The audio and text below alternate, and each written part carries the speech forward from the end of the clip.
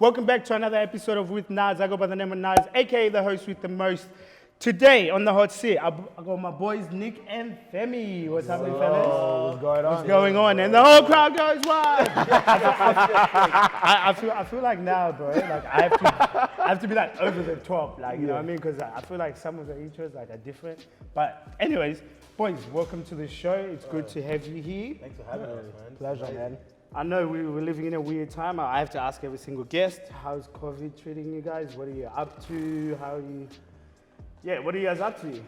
Not much, bro. It's been crazy because a lot of what we do is face to face, like you. Yeah, like, yeah. A lot of what our processes are from face to face interaction. So with COVID, we had to do Zoom, which was just trash. Oh, tell me about it. I'm starting through Zoom right now, and it's the hardest thing. It's trash. Because we like the energy, bro. We like the vibe. We like to vibe off each other. So on Zoom, you're just like, fuck, I'm in my room. Yeah. You got African parents playing the African music. You're like, you're not in the zone. It's like, I'm on the meeting. Look at the most plates. You think I care about your meeting? So obviously, Zoom has become like such a big thing for everybody right now. And using that, like I'm finding it difficult. But in the same breath, so obviously you guys have known each other for how long now? Too long.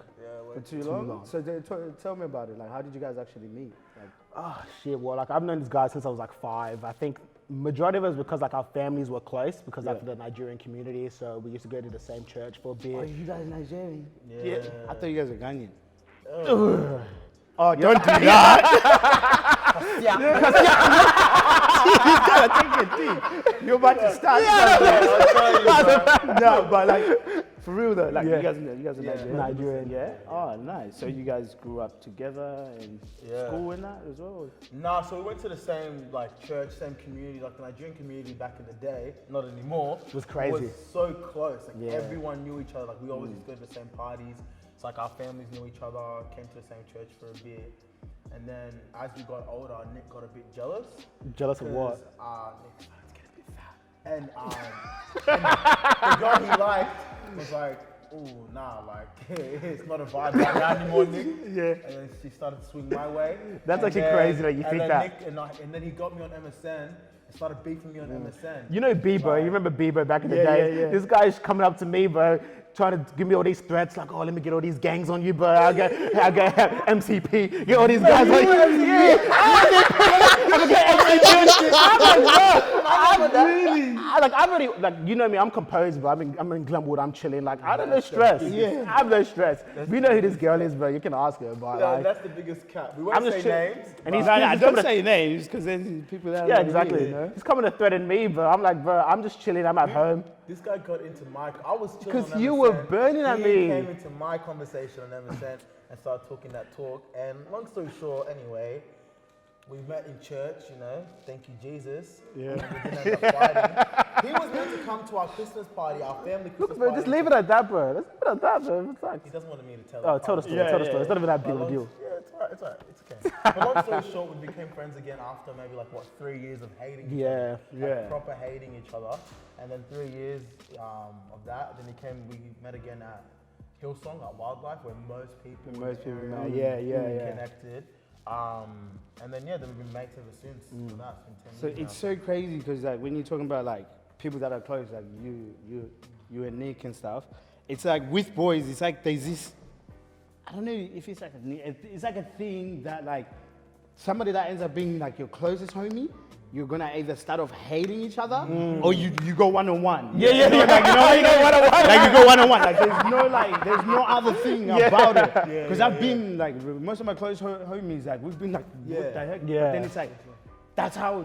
But then from there, there's no more disrespect. That's it. It stays like that the whole way through. So it's crazy to hear somebody else say, "Yo, I experienced this.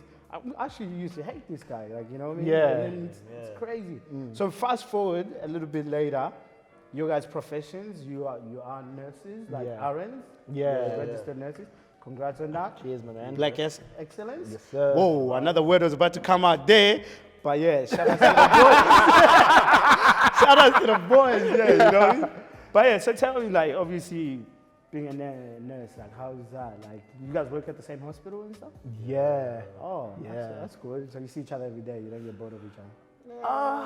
Look, man. It has its days, you know what I mean? Yeah. Sometimes I'm like, not the best one. Might transfer hospitals. But sometimes it's good to have your boy next to you, and I just, because obviously, like, when you work somewhere, usually you have work friends, then you have like your homies, Your boys, homies. yeah. But it's Yeah. good to have someone that's like your That's homie. like your homie and Yeah. your workmate. Workmate. Exactly. Yeah. Oh, that's heaps good. So like, did you guys graduate at the same time, or? Nah. But why nursing though? Like, what made you like? Because I know a lot of like Africans, like, you know what I mean, when we come to places like Australia and that, the only jobs they really know is nursing and doctor, lawyer. Yeah, that's all they Like know. doing all this stuff to them is like, this boy's stupid. Yeah. That's what I mean. So like, was nursing like something you wanted to do because like you care for people? Like, what was your reason? Just give me in a short answer. Just give me like your reason and Femi. Yeah, sure. Well, for me, I was doing business before. Like, Femi graduated a year before me because I was just chilling doing business before. And then I was like, I've always liked that health element. I've always liked to kind of like, you know, understand the body a bit more, be able to help people and support people for those ways. So for me, like, business was getting a bit mundane. So I'm like, let me just come through, do a bit of nursing. It's secure. That's how like African parents would, you know, drilling in my head as well. It's like, it's secure. You don't want to go into the industry and like, you know, 5 years down the track, you don't have a job. So I'm like, you know what, let me do that. So that's kind of how it went. Yeah, for me, I've always been interested in like mental health specifically. I wasn't really interested in like general nursing. I got into nursing to do mental health, which is what I'm doing. I did psychology in school, really liked mental health, like even in uni as well. So that's always been my kind of like my trajectory. And I just did it, man. Like I've just always been interested in how the brain works and how people work. Nice. So yeah, I've been chilling for 6 years. I haven't really done any stuff. No, but that seems good to hear. So obviously, everybody that's watching this Amazing Race, apparently I just heard from my sisters that you were my dad's favorite. I have to apologize. Like I saw little clips of you guys on there. I never actually got around to watching the full episode. You know what I mean? So I'm gonna be honest. You my brothers. I appreciate the honesty, bro. Yeah, you're my brothers. Said it's a wrap. Because then I don't want you to be like, okay, do you remember that episode? I'm like, That praise nah, them, yeah. But I will get around to it. So, Amazing Race. Whose idea was it, firstly? I'm going to chop these questions up in the segment of Amazing Race. So, whose idea was it? So Femi saw it on Facebook, so it was his idea. He saw like the travel adventure show. Well, like, obviously this is the Amazing Race. So the guy gave me a buzz and fucking here we are. It was actually so random. Are you allowed to talk about the application process? Yeah. Like, what did you have to do to be accepted? Because obviously not everybody can go in there. Yeah. Did you have to go through some sort of like series of tests and be able to be to qualify to be able to be on it? Yeah, it was very thorough. So what happened is that like you got to send through an initial video, like a minute, of just you guys just saying whatever. And it's funny for us because we were like the applications closed at 5. We were in our office just doing a bit of work, and then it was 4:55, and we're like, oh shit, like do you want to submit this still? We're like, yeah, why not? So we literally just go outside our office, do a selfie, we just record, no prep, no nothing, just say whatever, thinking that we're probably not gonna get anywhere, but let's just give it a crack. And then somehow they loved it, so they're like, okay, cool, let's get you to answer a few questions, answer a few more questions. That's the second stage. Then the third stage, you go in person and do like a proper like casting with. No, they called me a couple of times. Oh, did they? Yeah, they called me a couple of times before they did the casting, asking about our stories, asking me a couple of questions, back and forth email interviews as well. Yeah. And then after all of that, then we went to face-to-face. Yeah, so it was a few processes that, because I put the application through, they directly went through me. Yeah. That I had to answer before we could even make it onto the face-to-face process. Yeah. We do face to face, smash out face to face. So we had to do like a psychology test at the end with like some psychologists asking us all these questions. Really? And here we are. It was actually a lot. Yeah, it was a lot. It was a lot. It was crazy. Wow. So obviously for people, for like the viewers, I've always been like, oh, Amazing Race is a bit fabricated. Like, oh, how are these people lost when they got camera people following them? Like, you know what I mean? So tell me about like the realness of it. Like, how real does it get? Right. If you're lost in Zimbabwe, if you're lost in Malawi, nigga, good luck, you're lost, bro. Like, you're lost. You're lost. Lost. We were 3 hours lost in Vietnam. 3 hours lost. Like, no idea where we were. We were meant to go to a place that was like, 4 hours north of Hanoi. We ended up in the middle of some random suburb in Hanoi, in some lake, looking at temples. We were 3 hours away. We had no idea where we actually were. Do you have phones at this time? Nothing. You don't have phones? We don't have phones. The only people that have phones are like the cameramen and the camera crew. So the only time that they'll never help you. Nah, they'll never help They'll you. never help you. If you're lost, you're lost. Unless it becomes to the point where you're gonna die or something, then they'll pull you out. So how safe is this then? Like, how safe is the whole It's thing? pretty safe. Yeah, like I felt So like. if you lost for 3 hours and you know they're not gonna help you, I think it'll get. that to- doesn't sound pretty safe. Like, if I'm lost in Vietnam or wherever I am, like for 3 hours, then I go with somebody with a camera. Like move, man. I was clicking it one time. We were lost, and we went because we went to like 4 different places, and we got lost again in Hanoi. And the cameraman coming up to me, he's like, "What are you gonna do?" I was Oh, like, don't ask me that. I'm gonna punch this cameraman. I'm telling you. Imagine you're angry. You've been lost for 3 hours, and some guy's like, "All right, bro. So Yeah, so how what's does in this your make mind? you feel?" I'm a slap you. I'm a slap you. Yeah, that's like you know like those are the things where like I wouldn't be able to get on that show. 'Cause, like like me, I know it. Like even doing shows or whatever, anything where like I feel like I'm powerless, like I'm lost. Bro, I get like anxiety from just being in a place where I'm not familiar with certain things. I'm just like, nah, bro. Like, but big ups on you for doing that, though. How did you find your way back, though? Fuck, I don't know, bro. Only God can answer that question. We didn't even come last episode. Yeah, we didn't. Hey, that was We crazy. ended up coming like 6 or something in that episode. So how many episodes were you guys in before you get? 10 Did you out guys of win? 10. Nah. 10 out of the 12. 10 out of the 12. Yeah, so we were like Oh, one episode away wow. from making the finale. No way. Yeah. Obviously, did you build like some like friendships throughout the way with the people on the show? Oh, bro. Only a few with a Like, few do guys. they actually do you dirty? Like, is this some that beef shit? Like, because you know how you put people on detours? Like, I haven't watched the show in 8 years. Yeah. Like, you know? Some people do dirty shit sometimes. Like, Yeah? Some people like, Yeah. Some people do dirty shit. But like, it's for $250,000. You understand why, but like, yeah, they do dirty shit. So they'll chuck you underneath the bus. Oh, yeah. 100%. The first opportunity, 100%.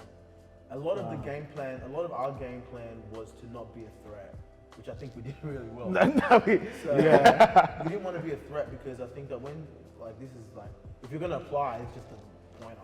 Yeah. If you're a threat, everybody's coming for you.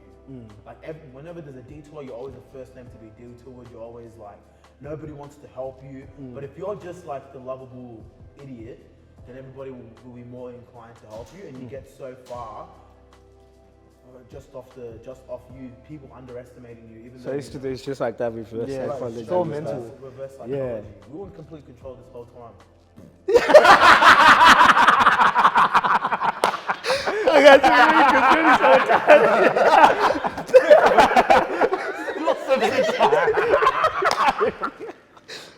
What was, in short answers, because like this was such a big part of your guys' life. Yeah. What was your favorite place you guys went to? Oh, definitely Zimbabwe, man. Freaking, that was crazy. I want to show my tattoo, but that's a long still. But yes, Zim, where'd you go? Where'd you go in Zim? Like, Victoria Falls. Woo! I still Crazy. haven't been. I need to go. Yeah. So Zimbabwe was your favorite? Yeah, for sure, man. Yeah? What about you? Same man, big four. Yeah? Zim, yeah, unbelievable. You get me? That's the one, bro. Bro, it's incredible. If you haven't been, go, bro. Because we ended up staying right next to this. It wasn't like an animal sanctuary. Yeah, like an animal sanctuary. So like our hotel was in an animal sanctuary. So you'd wake up and there's a giraffe at your window. No way. Yeah. You walk around, there's zebras, impala, elephants. Like a zebra will like, they have like a pool that they'll drink from and shit. It's crazy. So what country did you finish on? Like, what country were you? Was it? Oh, Malawi. Oh, okay. And then so after that, do they just put you in a little plane and say, let's go? Brother.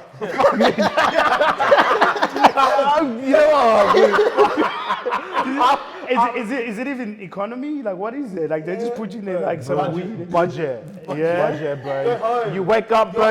You wake up, you see your flight itinerary under your door. You're like, fuck it. Your flight at 4 a.m. You're like, They They get you out of there straight away, but they don't care. Later. Goodbye, that's it. So you went straight from what was it? Malawi to straight to Australia, or like you had to do like a little. But crazy story, man. So we went to, what was meant to go was from Malawi to Kenya to Abu Dhabi, back to Sydney. Yeah. But what happened was that we went to Malawi, went to Kenya, and then we missed our flight in Kenya, and then we had no money, no phone, no nothing. So we were lost. Just you two. Just us two. Just us two. No producers, no nothing. Oh, that's dirty. Make sure they didn't give you money and be like, here. Nah, they got us enough money to be able to like eat and survive, but when they don't plan on you missing your flight. Oh, yeah. Oh, so that was you. That's you guys. That's a Nick and Femi thing. Tell the story, because like unless you know the story, it sounds like we just did some dumb shit. No, we didn't do some dumb shit. So what happened was that we go to obviously like the boarding. Yeah. So we're like, our tickets tell us, okay, boarding's at like 2:30. Like, bet, we get there, it's 1:30. So I'm like, oh yeah, we've got plenty of time. We go up to the people, we're like, yo, when you guys open the gate? Oh, probably for like another 20 minutes or so. Calm. We go around the corner and sit. We're already like, what the fuck? This is an international flight. So like, how are you taking so long? Like it's some domestic thing. Yeah. We're like, oh, whatever, but it's Kenya. So Yeah, like, it's Kenya. it's Kenya, so we'll see how it goes. 20 minutes later, we're like, shit, no one said anything. So we go back to the lady, we're like, yo, when are you opening the gate? They're like, oh yeah, the gate's already been opened. It's been opened. It's closed now. Oh, Your flight's about to jet. Your plane's about to go. And we're like, brother, like, I can see it, and I can see I can see it. And I can see people that have not even got on the, like I can see the doors are still open. Open. Yeah. Yeah, like the only thing that she did was, you know, like that rope? You know the rope? Yeah, Like, when you you know, close like, it, you know, yeah, like yeah. the club and the secchi goes, oh yeah. Like, Yeah, no, but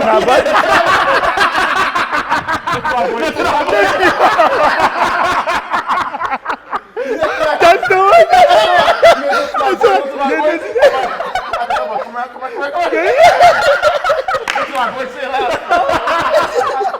Fuck, that's like, I think, sorry to cut you off, but I think that's every single, I'm gonna go ahead and say, that's every single black guy's fear in Sydney. that is traumatizing.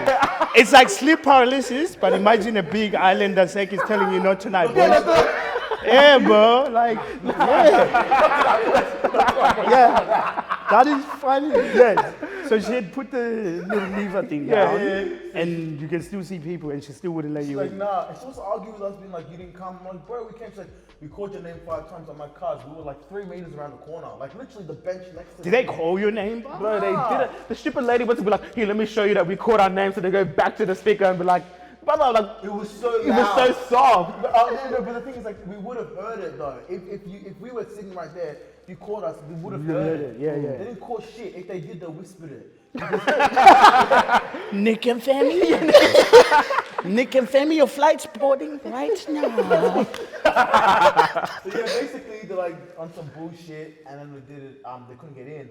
Anyway, that was just the start of the bullshit. 6 hours, we had no phone, so we were begging everybody to let us like use a phone so we could call the hotel that the production company was staying at in Malawi.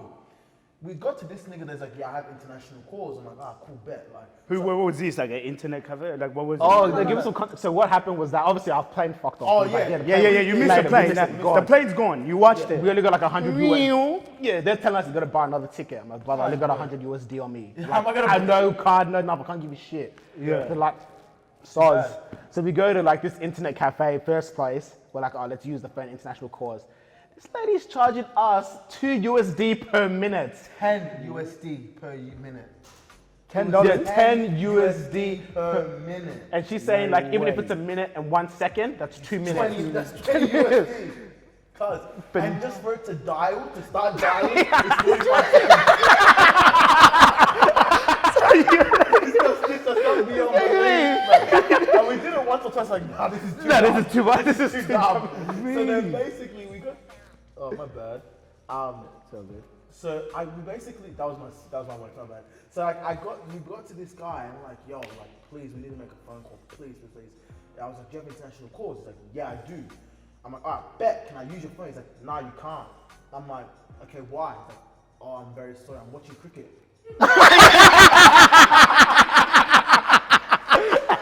Did you hear what I said?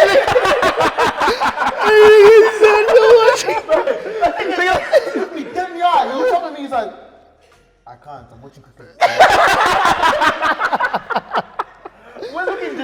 food. Our hair's everywhere. We're messy. Like we've just been on this race. Like, bro, please, we just want to go home. Let me just call my production company. Like, nah.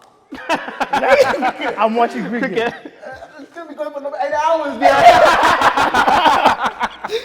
So we leave the cricket guy. Where do we go now?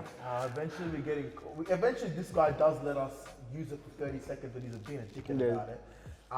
And we found some other lady that let us message some people, and eventually we got in contact with our production company. We then called the flight center people, and we changed our flight. And we got on the last flight out from Kenya. We wouldn't have to sleep in Kenya Airline. It's like in the airport. If you've seen that airport, brother, you do not want to sleep. Corona would be a bargain. Yeah, that's good. Nah, but it's crazy, bro. Like that place was, that was a crazy experience. So when you touched down home, I bet you were like happy, like you were just. Literally touched down home. You hug your family extra tight. You hug him extra tight. Because of that bullshit, I think we ended up flying. We were flying for like 48 hours. Yeah, 48 hours. We were transiting for 48 hours, and Yeah, I can't do it, bro. I think maybe that's another reason I haven't traveled, besides obviously not having my passport. No, but for real, I hate it though. Like, bro, like even like going through, like, you know what I mean? It's like I just want to get there. Yeah. Man. Like, it's like I just want to get there. I just want to go straight there. But then sometimes it's like, bro, if you flew from Sydney all the way to fucking Africa, bro, in one sitting, it's a bit of a madness. No, it's a madness. Yeah. So I don't know. It works for some people, but some people it doesn't. Well, congratulations on being on the show. So which brings me to my next thing, which is what you guys did after the show. So obviously you guys are huge like mental health advocates, you know what I mean? So you're really big on that. So we went from the Amazing Race. What did something happen in Amazing Race stuff? Because you guys weren't really doing that before, like the podcast and stuff before, yeah? So what fueled the whole thing to be like, okay, let's be more like vocal in terms of like, we're gonna share our life experience. We just want to talk about something that's so taboo, especially in the African community. Like, how did that come about? Like, what sparked that? Like, what happened there? It's a good question, man. I think that, because obviously our background's in psychiatric nursing, so it's something that like, obviously I wasn't initially passionate about it, but until I actually started, I was like, you know what, like this is sick.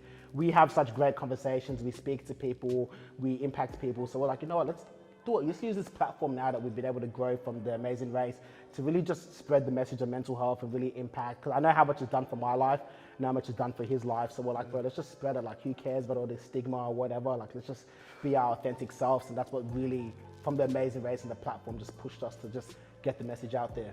Yeah, I love that, bro. Because it's like I say, it's such a taboo thing in the black community.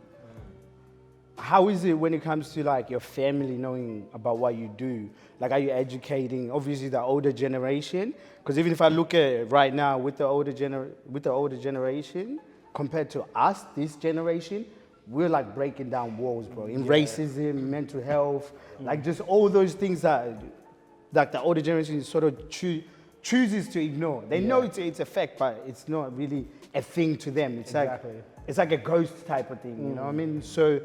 So yeah, I just want to know how, like, what are your thoughts what are your parents or your family members think about it when you speak about things like mental health and stuff like that? Yeah, another really good question, bro. Like, I think for us, my family kind of like, again, like you said, they know about it and they know that it's a good thing that you should do. Yeah. But in terms of their awareness and their kind of like education about it, it's like, they don't get why you would be depressed or why you would be sad. It's like, I've come from Africa, you should just be happy.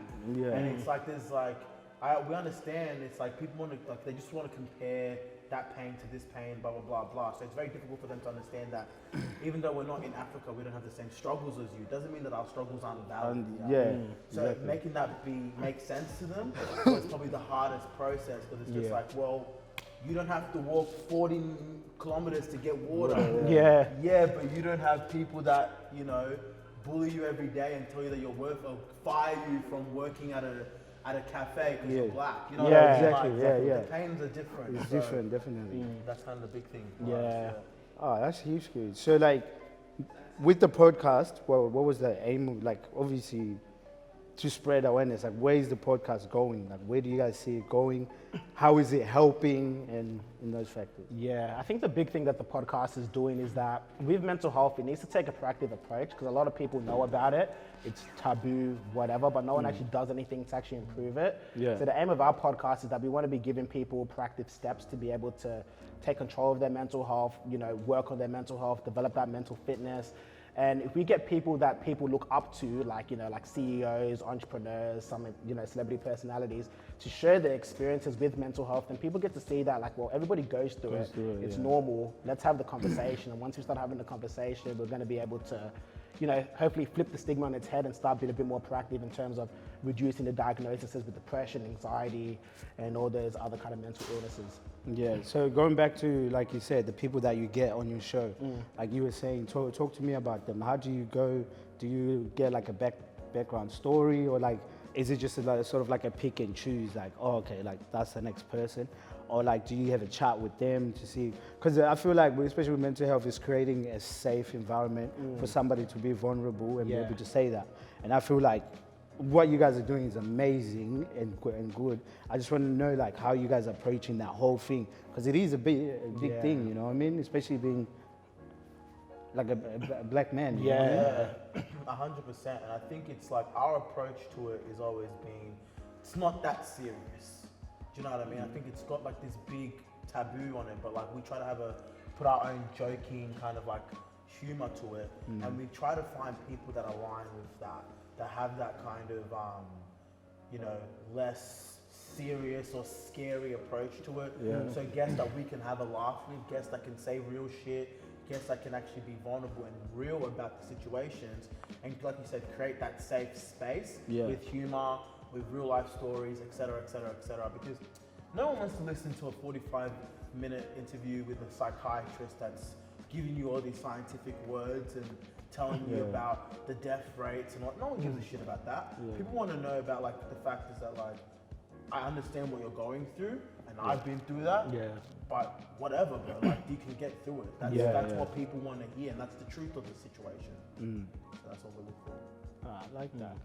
All right, so I understand that you guys also are people that like to hit the gym a lot, looking after your bodies. When did gym start for you guys? Oh man, for me that started when I was like in year 10, because like Femi was, I was a bit chubby. Niggas used to talk too much shit, so I'm like, oh, I bet. Oh, you were chubby. I remember you went to the same school. Oh, I just remember. You were talking too much talk, so I'm like, oh, I bet. I'm gonna say nothing. Okay, can we put a picture of Nick up here, someone? Can somebody? We're gonna do a comparison. So, editors, make sure you put a picture here. We're gonna find a picture of Nick. Nick, it wasn't that crazy. Now, then and now. That's so yeah, talk about the present. Yeah, so niggas were talking that talk, so I'm like, oh, I bet, no worries then. I went MIA for a bit, no one was seeing me. I was like, Nick, why aren't you eating food and doing all that stuff? So I'm like, oh, don't worry, because I'm making my comeback. Yes, sir. Yes, sir. So then, around year 7, it all happened. I was going hard, training, and I just fell in love with it, man. I'm like, you know what, like it's a lot more than just, you know, trying to look better, but it was kind of like my stress relief. Like anytime I was feeling stressed, anger, I'm like, you know, I'll just go to the gym, pump some weights, get my anger out and frustration. And that's kind of all kicked off. And then Femi was like, blah, like, you're looking so much better than me. Oh my gosh, how can I be like you? And I'm like, all right, bro, I'll show you. Bro, do you know what? I'm listening to you like as if you're making, and I start hearing what you're actually saying. I'm like, wait, this guy is just waffling, bro. Bro, this whole time, you waffled me. Bro, I was deep, bro. And then as soon as he said Femi's name, I was like, okay, this nigga waffling. This guy. No, but you saw the progress, and he's like, nah, bet, get me on that. So I introduced him to the gym, and that was like when? I was like first year of uni. I was first year uni. Yeah, because I think you started at different times. Because I know you used to hit the gym, and then. Yeah. Oh, sorry, go on. Nah, he's just been doing it for ages, way longer than me. Yeah, so then after that, are you guys PTs, like personal trainers? Yeah. So we were doing personal, because that was our first kind of entry into business. Like, you know, we always loved business, and a couple of the stuff that we love. So we did PT. We're doing that for a bit, and then we're like, oh, I don't really like. It's so taxing on your body because like you forget to actually train yourself because you're too busy training everyone else. Focus another, Exactly. So then we're like, oh no, we can't kind of run this anymore. So then we stopped and we're just trying to focus on ourselves and just do it for the love. Yeah. Yeah. So I just saw on one of your podcasts is the PT section. Is that your business, or do you guys have another business? Because I think on your podcast you're talking about how we started our 6-figure business or something, or something like that. Yeah. So is that the PT business, or like where do you guys have it? Or you can't say. No, we can say. We've had a couple of different businesses. That business that we were referring to was online fitness training. Oh, okay. So we had we were basically, more or less, we were teaching people how to get healthy online. Before it became this big trend, that's what... That anybody can be a PT. Online, exactly. So this was years and years and years ago. So that's how we kind of ran it. Yeah. For ages, yeah. So talking about businesses, like Nick was you started off studying business, and you were doing like another nursing from the jump. So busy. So did you guys find that you are the same person when it comes to business, or is Nick teaching you some things about business, or like how is that coming all together in forming a business? Coming from two different parts. Yeah, it's interesting. I think that Femi and I, we work well together. We both have different strengths. Like both of us have been doing like little side businesses since we've been young. Like Femi was in the game of like, snapbacks, on Facebook, like snapbacks, selling all that stuff. And I would just do like little minor stuff like, I was just gonna do like little minor stuff like, I buy like gobstoppers from Woolies for like $1, so each gobstopper for like 20 cents. So we always kind of had that like entrepreneur mindset. And then randomly, there's a lot of different ventures that we tried doing. Like we're like, oh, let's go clean cars, or let's go clean windows. So we've always kind of had that chat. But then we're like, let's actually like make something happen. Like, we're growing now. This is the time where you can take risk and just like whatever happens, happens. And then we formed the online PT. We started off with PT in person as a little entry, and then online PT was like, let's go hard, let's put money, let's back it, and let's make sure you support that. How many clients do you guys have? So we've stopped that now because is it because of COVID or? No. So we stopped that now because we did what we were doing, and then we started helping people being able to transfer their business online in general as well. So we did that for a while. We're still doing that now, but now our main focus is getting our own mental health business off the ground. So we're in a stage of like a launching stage of our mental health business. We're still refining everything at the moment, so it's a bit premature to talk about it right now. But yeah, now that's what we're doing right now. We're just doing that and going from there. Oh, that's sick. So good to hear you guys coming from like, hating each other, to becoming business partners. Amazing race. It's really, really amazing. But before I ask my last question, just for the people, where can people find you? Yeah, man. So if you want to connect with us, you can find us on Instagram at Nick and Femi. You can also check us on YouTube at Nick and Femi.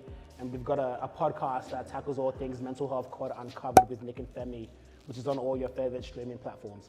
And if you're 35 or over, you can also hit us up on Facebook on Nick and Femi as well. 35 and over. Because who else is, who's going to be reaching out to you on Facebook if you're under 35? No one. So, but yeah, we don't have Twitter though. That's probably something we should get. Probably get TikTok soon as well, but everything Nick and Femi. Everything's Nick and Femi. All right, my last question. How do you guys want to leave a legacy in this world? Oh, I love that question. What a great question, man. For me, man, I've always been driven by impact. Like, I think life is just so much bigger than us. And I just want to be able to like, not really like have like a statue and be like, oh, look how great I was, but I want to be able to be like, okay, what kind of impact have I had? Have I kind of helped with poverty? How have I helped with mental health? Those are kind of the legacies that I want to leave behind and create like a foundation that really like stands for that and really drives that positive change. For me, man, my legacy is really just empowering people to be able to just impact, like change somebody's life within their immediate like circle. It doesn't have to be this big global venture. It might be, but if I can leave a legacy that everybody feels empowered to be able to change their brother's life, change their sister's life, change one person's life, then that's amazing for me. That's amazing. Thank you for today, boys. That's been another episode of Withnaz. I may not be your guy, but I am the guy. Yes, sir. That was flawless.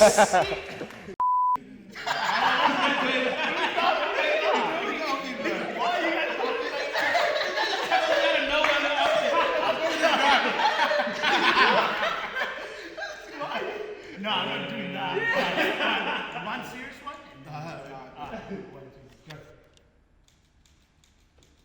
Now One last thing, man. One last thing. One light skin one.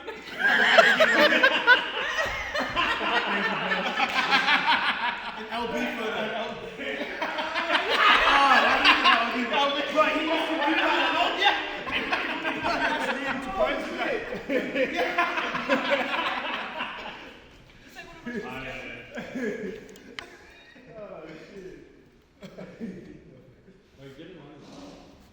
No, if you ruin his whole. Oh, okay, there you did it. Why am I posing? What the? Because you're a model, right? Three-piece final. Oh my days, I hate Always. They did it to you. Same class, dude.